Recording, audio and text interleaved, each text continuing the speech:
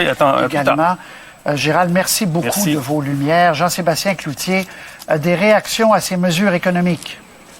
Oui, des réactions à chaud, Patrice. Bon, ils sont des milliers, des millions de travailleurs autonomes au Canada. On a parlé il y a quelques minutes à un couple de travailleurs autonomes qui vient de s'installer en Gaspésie, dont les enfants sont à la maison, la garderie est fermée. Bref, des gens qui vivent un cauchemar depuis quelques semaines. Ces gens-là nous disent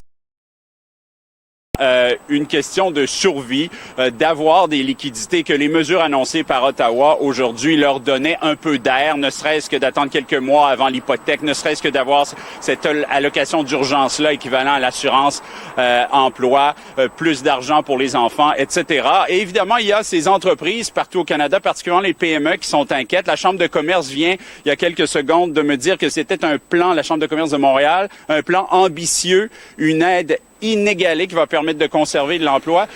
J'ai à mes côtés Patrice, le président, le PDG de la Fédération des chambres de commerce du Québec, Monsieur Milliard. Bonjour. Alors, votre première réaction à ces mesures annoncées par Ottawa aujourd'hui? Bien, écoutez, je fais écho à ce que Monsieur Leblanc de la Chambre de commerce de Montréal a mentionné. Ça fait plusieurs jours qu'on a des commentaires en demi-teinte sur la réaction du fédéral. Je pense qu'aujourd'hui, il faut saluer le gouvernement de Monsieur Trudeau. Donc, Monsieur Filion l'a mentionné à plusieurs reprises ce matin, 82 milliards qui est injecté dans l'économie. Donc, c'est 3% du PIB d'un des plus grands pays au monde qui est injecté donc pour aider. Alors, je pense qu'il faut se réjouir de ça. Il y a des mesures pour les travailleurs, il y a des mesures pour les entrepreneurs, il y a des mesures pour des secteurs très à risque, donc des organisations à but non lucratif, le secteur culturel, le secteur touristique.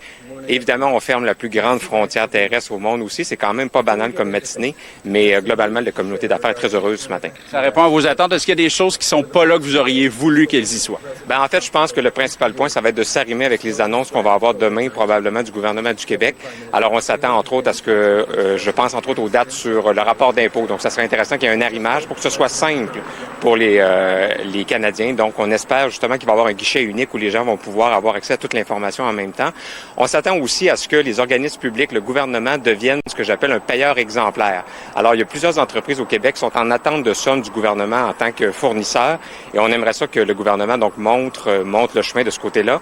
On a des enjeux aussi au niveau du télétravail partout au Québec, donc on espère qu'il y aura des mesures qui viendront du gouvernement pour soutenir cet aspect-là. En quelques secondes, en terminant, avez-vous une première idée de l'impact sur vos membres actuels? Ben, je pense à nos membres, entre autres à la Fédération, donc les chambres de commerce qui sont des OBNL. On est heureux de voir le soutien qui sera apporté. Il est trop tôt pour mesurer l'impact. On sait qu'on va s'enligner probablement du Canada, mais je pense que c'est le rôle du gouvernement de répondre présent ce matin et c'est ce qui se passe. Merci beaucoup, M. Milliard. Alors voilà, c'était une première réaction, Patrice. On en aura d'autres tout au long de la journée. C'est très intéressant et c'est extraordinaire. Je le disais un peu plus tôt. Merci, Jean-Sébastien.